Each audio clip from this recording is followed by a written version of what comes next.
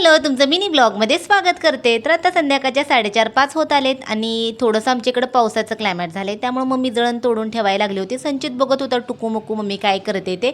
आणि आमच्या घराच्या मागं एक रोड होतोय, त्यामुळं रोडचं 3-4 दिवस झालं काम चालू आहे. इथं बघू शकता एकदम छोटासा रोड रोलर आहे आणि मी पहिल्यांदाच असा रोड रोलर बघितला, नाहीतर मोठे मोठे असतात.